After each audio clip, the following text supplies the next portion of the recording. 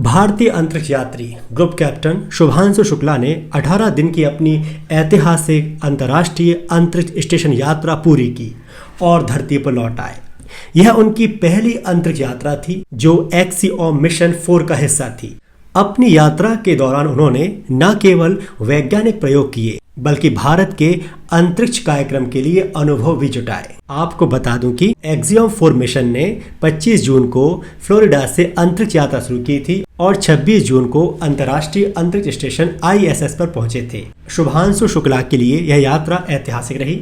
वह ISS पर पहुंचने वाले पहले भारतीय बने और अंतरिक्ष में यात्रा करने वाले राकेश शर्मा के बाद दूसरे भारतीय हैं। राकेश शर्मा 1984 में उस समय के सोवियत संघ के एक मिशन के तहत गए थे। शुभांशु शुक्ला अंतरिक्ष में 18 दिन बिता चुके हैं, जहां उन्होंने हर दिन 16 सूर्योदय और सूर्यास्त देखे।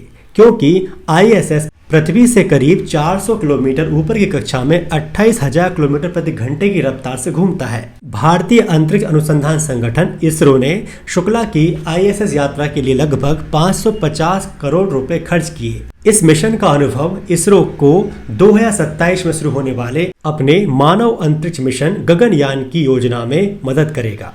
चलिए अब बात करते हैं कि इस मिशन के द्वारा कौन कौन से प्रयोग अंतरिक्ष में किए गए। शुभांशु शुक्ला और उनके साथियों ने ISS पर लगभग 60 प्रयोग किए, जिनमें से 7 प्रयोग खास तौर पर भारतीय अंतरिक्ष अनुसंधान संगठन इसरो द्वारा डिजाइन किए गए थे। अब एक एक करके हम इन 7 प्रयोग के बारे में समझते हैं। सबसे पहला प्रयोग का नाम है मायोजेनेसिस। इसके तहत अंतरिक्ष में माइक्रोग्रेविटी के मांसपेशियों पर असर का अध्ययन किया गया। अंतरिक्ष में लंबा समय बिताने वाले अंतरिक्ष यात्रियों की मांसपेशियां घटने लगती हैं और कमजोर पड़ने लगती हैं। भारत का institute of stem cell science and regenerative medicine microgravity में होने वाले इस प्रयोग के तहत मांसपेशियों से जुड़ी बीमारियों का आगे अध्ययन करेगा और ऐसे इलाज विकसित कर सकेगा जो भविष्य में अंतरिक्ष यात्रियों के लिए काफी कारगर हो। अब बात करते हैं दूसरे प्रयोग की। शुभांशु शुक्ला ने स्पेस स्टेशन में जो दूसरा प्रयोग किया वो फसलों के बीजों से जुड़ा है। इस प्रयोग में देखा गया कि अंतरिक्ष यात्रा के दौरान माइक्रोग्रेविटी का बीजों के जेनेटिक गुणों पर क्या असर पड़ता है। इसके लिए 6 तरह की फसलों के बीजों पर शोध किया गया। केरल कृषि विश्वविद्यालय ने इस रिसर्च का प्रस्ताव दिया था जो भविष्य के मानव मिशनों के लिए काफी काम आएगा। तीसरा प्रयोग काफी दिलचस्प है। यह एक्सपेरिमेंट वाटर बियर के नाम से जाने जाने वाले बहुत ही छोटे जीव टार्डीग्रेड्स पर, जो अधिक से अधिक आधे मिलीमीटर के होते हैं। इस प्रयोग से यह पता किया गया कि माइक्रोग्रेविटी का टार्डीग्रेड्स के शरीर पर कैसा प्रभाव पड़ता है। 8 पैरों वाले टार्डीग्रेड्स को दुनिया का सबसे कठोर और सहनशील जीव माना जाता है। ये धरती पर लगभग 60 करोड़ साल से जी रहे हैं, मतलब डायनासोर से भी करीब 40 करोड़ साल पहले से। धरती पर हर बड़े संकट को इन्होंने कामयाबी से झेला है। ये सालों तक बिना खाए पिए रह सकते हैं, भयानक गर्मी झेल सकते हैं, रेडिएशन और वैक्यूम में भी जिंदा रह सकते हैं। इसके लिए ये अपने मेटाबॉलिक फंक्शन को बिल्कुल रोक लेते हैं। इनके शरीर की इन खूबियों पर माइक्रोग्रेविटी के असर का अध्ययन किया गया है। चौथा प्रयोग माइक्रो एल्गी यानी सूक्ष्म शैवाल पर माइक्रोग्रेविटी के प्रभाव के अध्ययन से जुड़ा है। ये एक कोशीय सिंगल सेल वाले शैवाल होते हैं। इस मिशन के तहत 3 तरह के माइक्रो एल्गी स्पेस स्टेशन पर ले जाए गए। माइक्रोग्रेविटी में इनके विकास को देखा गया कि क्या भविष्य में लंबे मिशनों में अंतरिक्ष यात्रियों के पोषण में इनकी भूमिका हो सकती है।